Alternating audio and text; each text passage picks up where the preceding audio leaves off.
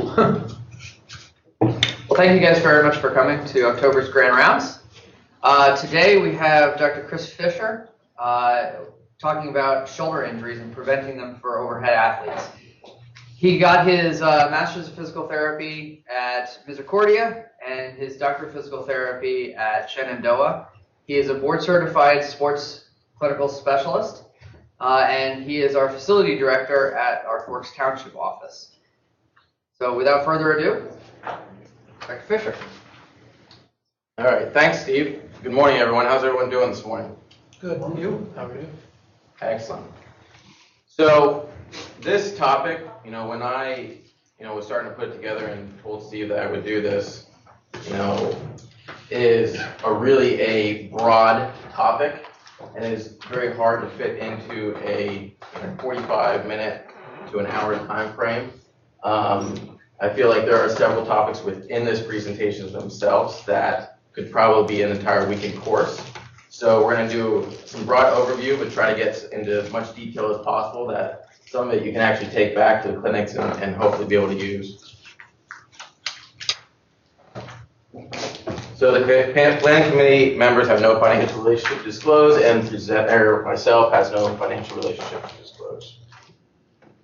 So the objectives, like I said, we have a bunch of stuff here that we're going to try to run through here. We're going to assess the reasons why injuries occur in the overhead athlete, describe key components of the throwing injury prevention program, which we're going to try to provide a little bit more time on.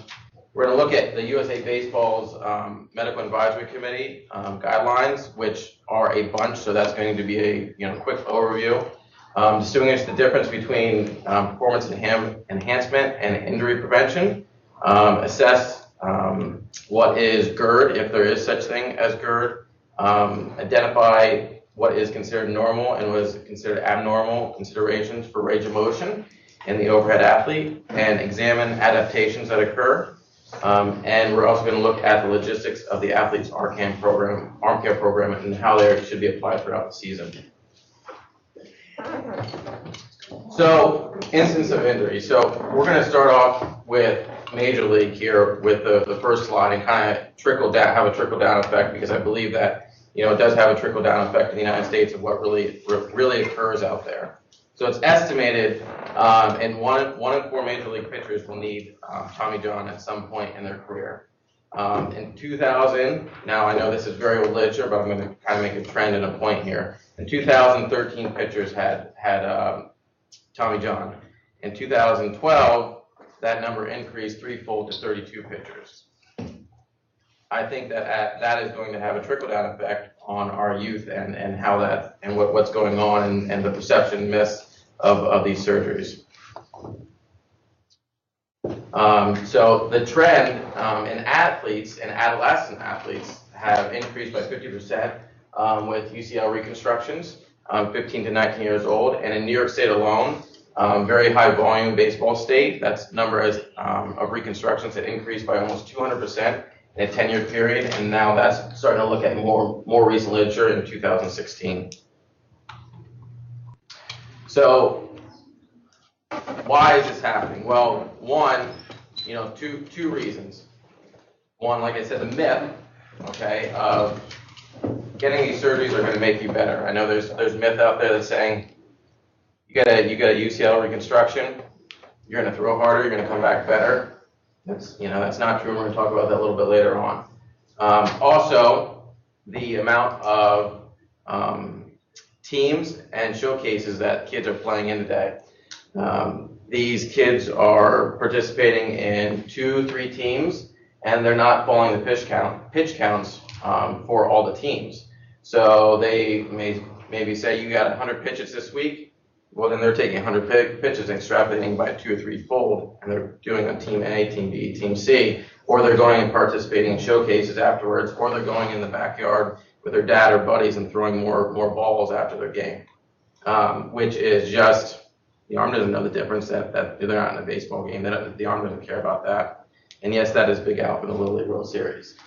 So, if you look at the numbers here, greater than 100 innings per year, 3.5 times more likelihood of injury. 4% more likely if you pitch more than 80 pitches or 80 pitches per game, and 500% more likely risk for surgery if you pitch more than 8 months per year. Now, looking at what literature you look at, 8 to 9 months is kind of where the cutoff should be, and we get into periodization, and we're going to talk about that a little bit later on as well. So again, the myth, Tommy John surgery. Players who have Tommy John surgery are going to improve their performance and come back even stronger. That's not true. Facts, players should have, UCL reconstruction for UCL insufficiency. That the success rate of Tommy John, yes, it has improved significantly. 80 to 90%, come back, but pitchers are throwing fewer innings postoperatively. And the obvious one, having surgery places enormous burden and mental and physical, emotional burden on the athlete. So how about up at the shoulder with the labrum? So what we're seeing is that around 50-60% are coming back and throwing at their previous level of performance. As far as age brackets go and prevalence of asymptomatic shoulders in the athletes who are getting MRIs and whatnot, we are seeing that 50% roughly in 10 to 12-year-olds have a labral pathology or a chronic rotator cuff tear or something going on with their physes. These are considered what we'll see as normal adaptations, okay? They're asymptomatic because they're throwing a ball for, since they were 6, 7 years old. You're seeing these adaptations occur in the shoulder. 17 to 22-year-olds, same thing. They're seeing some sort of rotator cuff abnormality about a third of the time, and almost 50% of the time, some sort of labral abnormality.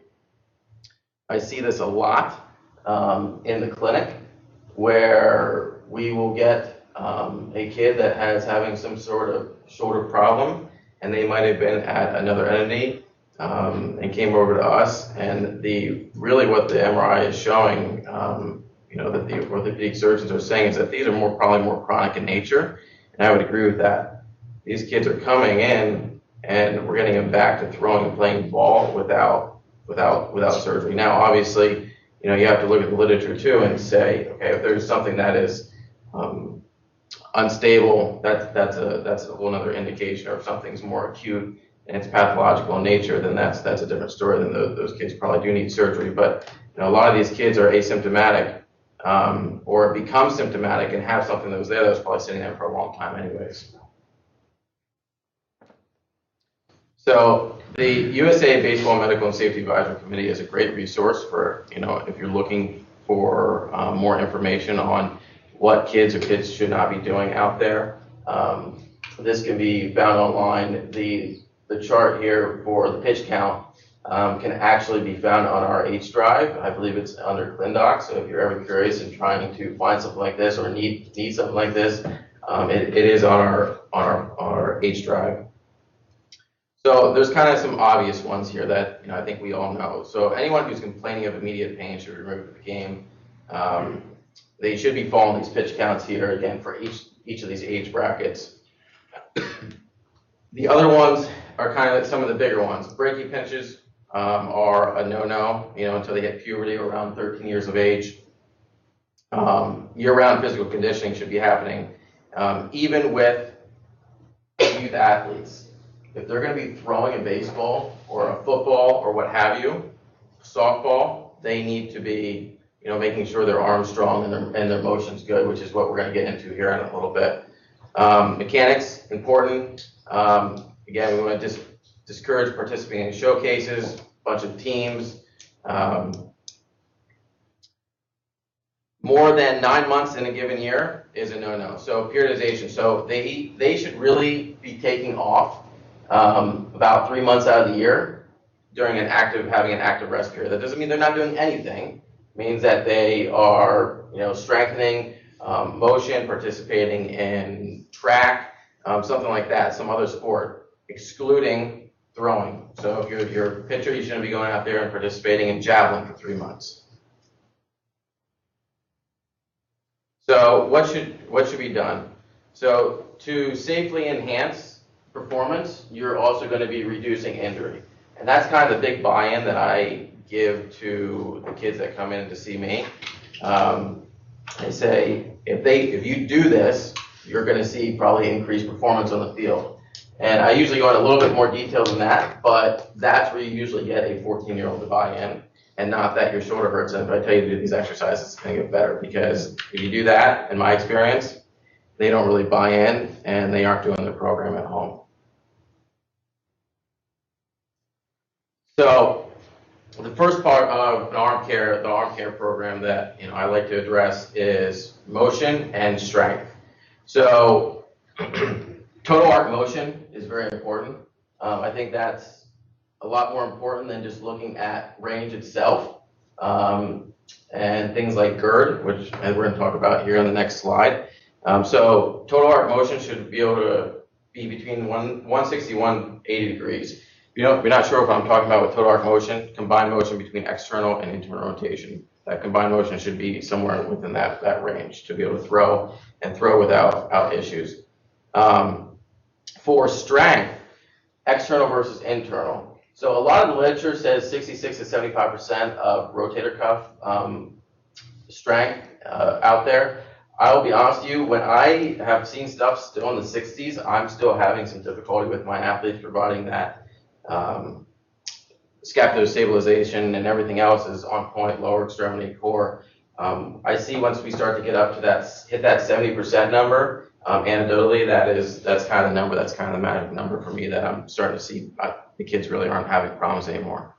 We also obviously want to, like I said, demonstrate dynamic stabilization, neuromuscular control, and core and lower extremity strength. So who out there, or let me see a show of hands, who believes that GIRD is a real thing? No one? Or just everyone being shy, not raising their hands right now?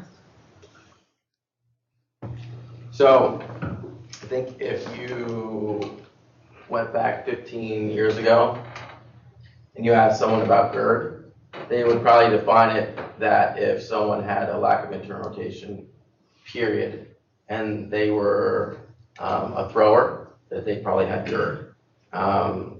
That has kind of gone by the wayside, and the total arc motion is really what's being focused on. If you listen to some people talk, such as someone like Kevin Wilk, you will hear them say there's no such thing as GIRD, period. I think that if we fall outside of that 160 to 180 range, and you have a significant lack of internal rotation, like the guy on the bottom right-hand corner there, I would consider that GIRD, because that is more pathological GIRD. There is an abnormal range of total arc motion in the presence of lack of internal rotation on the dominant side. So in order to throw a baseball, you need to have humeral retroversion. Okay, and this GIRD and the retroversion is going to kind of all be tied in here together. But as your physes are open, and you start to throw as a kid, this is where you start to develop the humeral retroversion. If you're not developing that, you're not going to be able to throw a baseball normally. Let's say you pick up a baseball at 25 years old for the first time ever, and you try to throw. It's not going to go well. So this is where the term, a long time ago, before girls were playing baseball or softball, where they say, "Oh, you throw like a girl." That's absolutely positively false. If you, again, were a male and never threw, you would not be able to throw like the girl down here. Like it looks like it's gonna, rip her arm off throwing the ball across the field. She'd probably throw the ball a lot faster than all of us in here. Or you can see the Army guy over here. He never played in his life. He's having a hard time throwing that grenade. He's throwing these. He's going like this and trying to move his whole body and throw the ball like that, right? So he doesn't have humeral retroversion. She did because she was thrown as a young age. So that humeral retroversion, you're going to see that's where that total arc motion comes into play, right? So you have a significant increase of external rotation, but you might have a lack of internal rotation, which is okay. As long as you have that total arc motion, most likely, it's probably not abnormal range of motion that you're seeing. So here's an example. Player one is all set. He has a lack of internal rotation on the dominant side, 55 degrees. However, his total motion is 180 on both the dominant and non-dominant side. But you can see how on the IR on the non-dominant is 80. On player two, this is abnormal. So his total motion is 155 degrees with an internal rotation of 35, and his non-dominant is normal. So that would be an example of what I would consider pathological GIRD, and that one where we at least have to increase some of the motion there. So getting into kind of the whole prevention and more and what we're going to do with the strength. So we want to make sure that there is an off season and maintenance during the season. During the week, we want to make sure that these kids are progressively increasing their strength by around 10 or less % a week, and we want to work up to that training hard. Too many times I see kids, and I'm sure everyone else in here has seen kids come in who have tried to increase their strength, probably one, not focusing on the right muscles, and two, trying to go to 0 to 100 in a week's time frame, and then that's going to create all sorts of issues as well. You want to work up to training hard and not going right into training hard. This applies to arm care, lower extremity, core, the whole 9 yards, because all this goes into it. Again, you also want to maintain that ratio of again, closer towards 70% of the external versus internal strength. So with the lower extremity core, I know we mentioned a couple times here. So the majority of the force to actually throw comes from here down. So if this is poor, it doesn't matter what you do up here. Yes, it's going to help, but you may still have issues because you're going to see it in your mechanics, and you're going to see it in more force generated to your upper extremity, which is in turn going to cause more issues of the elbow and the shoulder down the road.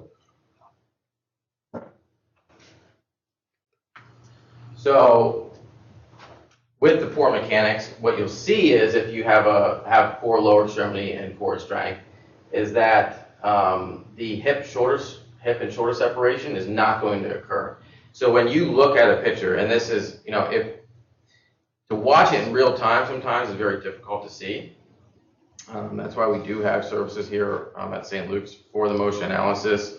I know Jeff Bays is an absolutely great resource. He really knows his stuff when it comes to pitching mechanics and looking at motion analysis and breaking it down. But in terms of lower extremity and core strength, the hip and shoulder separation that should occur, your body should actually look like a corkscrew. So it should be your legs to your hips to your core and then up to your shoulder, that everything should kind of look like it comes unwinding at the same time versus one motion all at once. If you're seeing that, either A, the mechanics are just really terrible and that needs to be corrected, or B, the more likely factor is that there's probably some major strength issues going on that need to be addressed.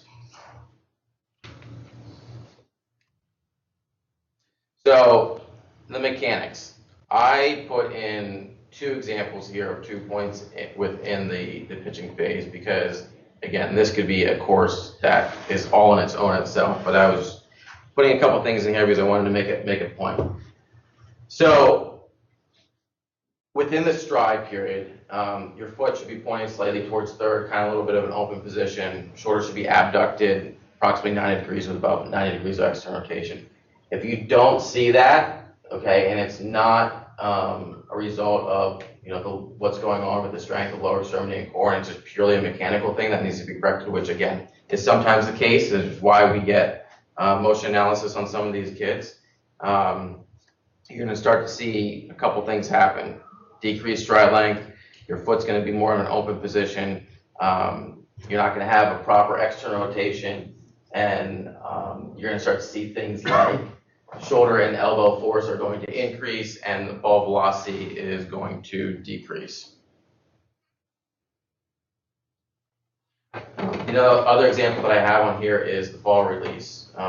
Your shoulders should be abducted approximately 90 degrees. Pathomechanics, you're going to see, which are going to result in, again, decreased velocity, increased torques at the arm, things like decreased knee extension, improper shoulder abduction, and decreased forward trunk lean. As you can see, this guy has a little bit here.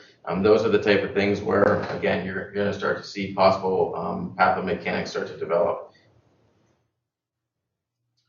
So youth versus elite.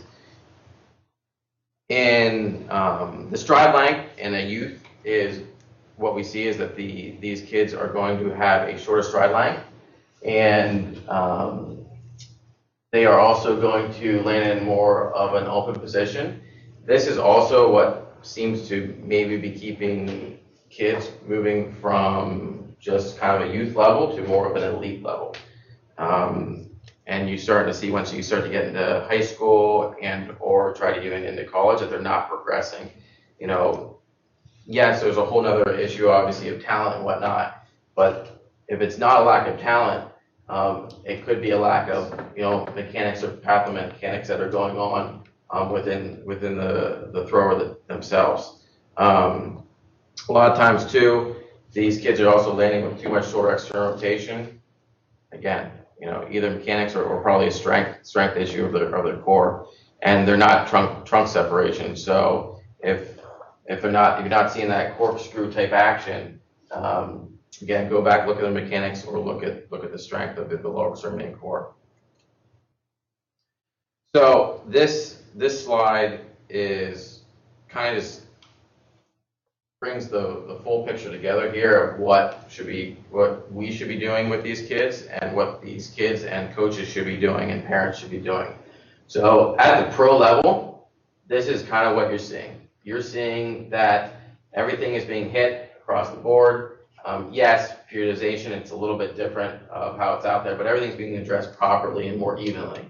In the youth and amateur level, everyone wants to just throw and focus on mechanics all the time, where they're not focusing on arm care and strength in itself. And the crazy thing is that these are kids. They have not developed yet, musculoskeletal-wise, where you have these tremendous professional athletes who have. And if they're doing this and not spending all the time on throwing mechanics, then why the heck are we taking a 12-year-old and throwing his arm into the ground? That's crazy to me. But unfortunately, we see it over and over again, no matter what we see out there. And it's not necessarily because of the coaching. It's because of, it is and it is not. I blame it on parents and lack of understanding, because they still have pitch counts that they have to adhere to and follow. It's the showcases and other teams that they're playing on. Or again, they're going then after their game playing with their friends outside and throwing 70 more balls after a game or after practice.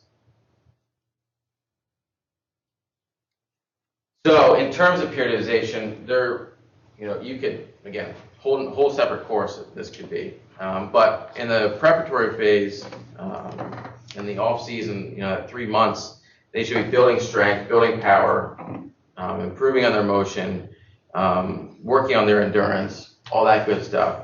During in season, that should be maintenance. You should not be getting to the in season and saying, "Oh, I have a problem," and trying to correct that, because it's most likely not going to be able to be corrected in the off season. And as for some of the athletic trainers in the room, I'm sure they can all attest to. This is where they're probably trying to constantly help the athlete get through their season over and over again every year, because it starts to become more of a chronic issue in some of these people. I know that Seth Eisenberg, myself, Ryan Hessick goes out to Easton High School every year and does baseball screens. And I know there's other therapists that do as well for St. Luke's and for some of the other high schools. But that's really the point. And we're going out here, I believe it's next month. We're going way ahead of season on purpose. to try to make sure that we are having preparation take place in the off season and screen these kids, and not waiting until the in season and when it should be a maintenance program and not a fixing program at that point. So that really needs to occur, and then the whole concept of periodization needs to be applied then throughout the year. So as we all know, prehab is the best prevention. There must be an off season. You have to work on that core. You have to work on your lower extremity strength, and you have to work on your range of motion and flexibility throughout the season. It's obviously no guarantee for decreased risk of injury. Anything can happen, but it's going to significantly decrease the likelihood of injury. As for this slide, this is kind of, it takes a village type approach.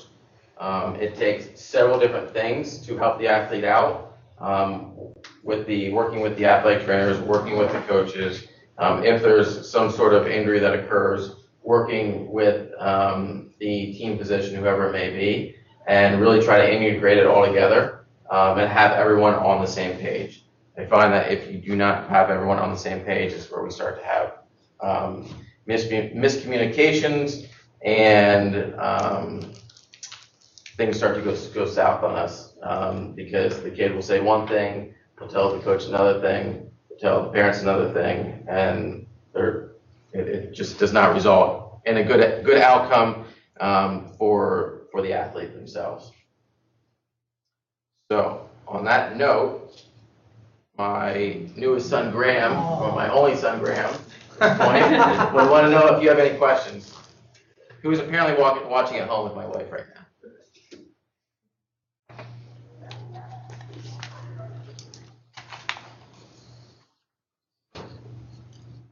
Yes, Chris. Chris, since you guys work with the high schools, just in general, do you find a lot of those high school coaches also coach travel ball, as they, fall ball, and do they try to adhere to keeping, the pitch counts down? And because I know in the softball realm, it's softball coaches all over the travel. place, right? Yeah.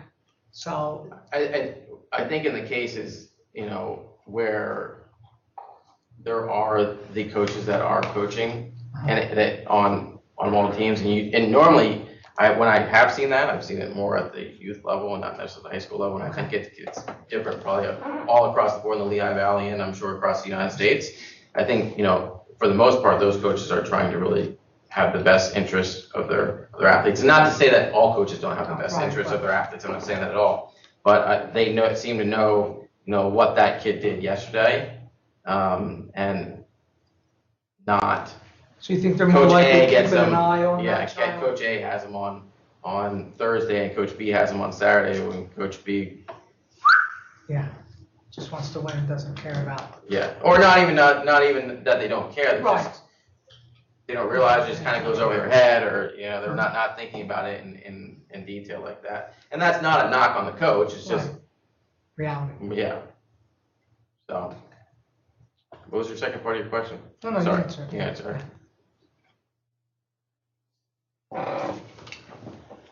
Anyone online? Or anyone else?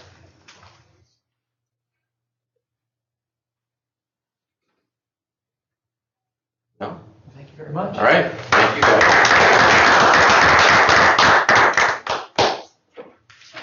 Make sure if you're from New Jersey that you sign out so you get credit. If not, make sure you fill out a course eval and get your certificate.